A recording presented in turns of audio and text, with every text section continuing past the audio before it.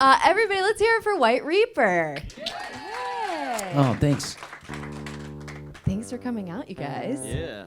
So you're from Kentucky, yeah? Yeah, Louisville. Bourbon? I prefer tequila. Oh. you say yes, he says tequila. I said more or less, but more I or meant less. tequila when I said that. That's what I was thinking. He was just trying to be polite. Yeah, it was politics. That was all. What's your tequila of choice? Espolone's Just pretty as good. long as it's silver, I'll be all right. Yeah. Fair. Do you do the lime and the salt, or do you just do A lime sometimes. I don't get the salt thing though. not salty? I'm down for it on like a margarita, but I don't understand why people do it with the shots. You know? How do you do the salt on margarita? Are you supposed to lick the glass? Because I always feel like an idiot, but I also don't know I how. lick the glass. Right? Take a sip, lick the glass, whatever. Yeah.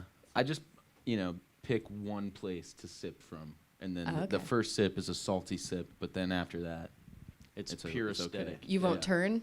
Don't turn No, the no, glass no. while you're going. You're like, I'm getting salt for this Yeah. one sip, and then that's it. Yeah. You guys get a lot of classic rock comparisons, like, all the time. Do you? Yeah.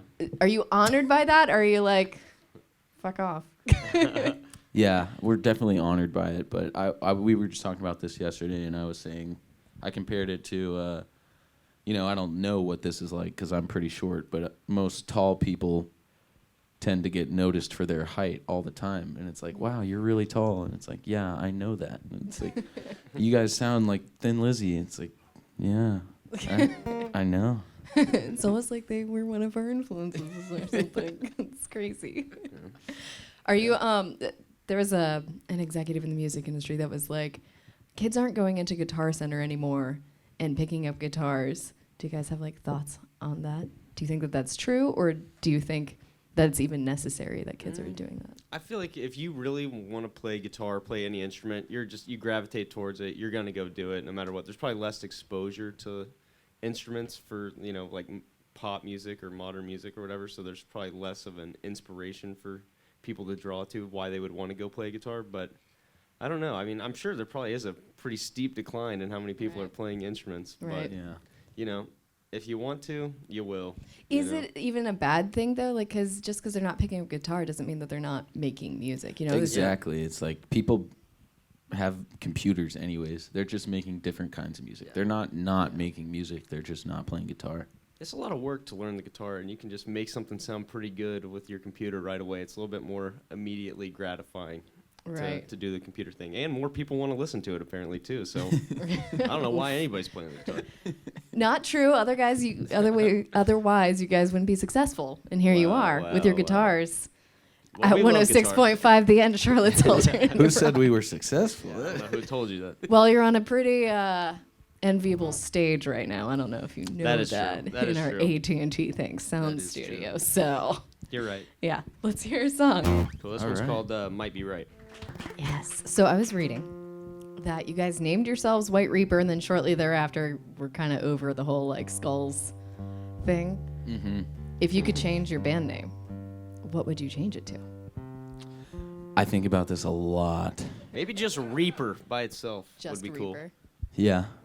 It's better than white. The white's the problem. The white's the problem for sure. White is the Agreed, problem first of all. In so many ways. So just Reaper. I think even that would be better. I agree. Let's do it. But it's still a little scully. It is Scully, but it kind of sounds cool though. Maybe one day I'll get back into skulls. Yeah, you never know. Shit, hell. One day I'll be just a skull. Maybe sooner than you think. What, You're what- really not okay. I'm dying man. up here, that's for sure. I just want to say, you deserve love. It's Thank funny you. because it's also their album name, so laugh, please. I got it. Thank you. I get it. What was your writing process like for that album? Do you guys write together, or do you bring different ideas to the table? The last one we wrote all in the studio, the last record before this record, and it was just like this super stressful time crunch, basically. We just like walked into the studio and we were like, we're going to make a record. And, you Easy know, peasy. yeah. And through that experience, we were like, let's have some demos before we go in again. So I made a bunch of demos over last year, 2018. And then in January, we just went in and we had like 30 days booked, I think. I think we finished in like 14 or 15. But we paid for the whole 30. Emotionally Let me rest assured. Keep and playing that song, please. So, yeah, beautiful. it So happened fast. yeah, so you just like went in there, pounded it out. Does that like is that a usual thing for you when you're writing songs? You're just like, yeah, just get in there and just do it. I feel like writing takes kind of a while because, I don't know, you want to make sure that every song is as good as it can be, you know? Right. And I'm the kind of person that is always tinkering, at least with like a composition, you know? Right. But when you're just recording, it's like, you know how to play the parts and you just a couple takes and you're good. Totally. Do you write for yourself or do you write for your fans? Definitely for myself, sorry. How dare you? Let's hear one of those songs you wrote for yourself. Okay. Thanks, guys. You've probably heard that song on our station. It got you like pretty out there, and you guys were pretty buzzed about for a while. So I'd imagine a lot of labels were probably after you. How did you kind of decide which one you were going to go with? I mean, it was hard not to pick Elektra just because of the history and like all our favorite bands growing up. On the back of the records was the E logo, like the Cars and the Doors and Queen and just like even Metallica, and it was a no-brainer. Yeah. And you guys you were touring with the Killers, yeah? Yeah. And they're one of those bands that also, hopefully like you guys, they started with opening up clubs, and now they're one of the biggest rock bands out there. Did they give you any advice? I think they played like one show before they were huge, so Fair. a little different. But they played one club show, and they were like, "Yeah, we're the salt of the earth guys." But no, they're really nice. The only piece of advice they really gave us was, stick together because it gets harder. Once you have families and you've been doing it a while, it's easy to get kind of worn out. And yeah, so that was kind of their advice to us, I guess. Yeah, every night they were just like, stick together, guys. It sounds really simple, but it's hard. Don't break up with each other. Yeah. Do you have to take breaks from each other? Or do you guys get along pretty well? We don't really get the chance. No breaks. No breaks. I mean, you have bands like Shade that not only like are together on the road all the time, but they have like a house together Yeah. and like live that life. Do you guys do that? Or do you, when you're not on the road, you're like, get away from me? I live with the pianist, if you will, of our band, Ryan. Just say pianist. We know that's Penis. what you want to say. He lives with the pianist of the band. And I sometimes live with them too. So we're mostly always together. Hold on.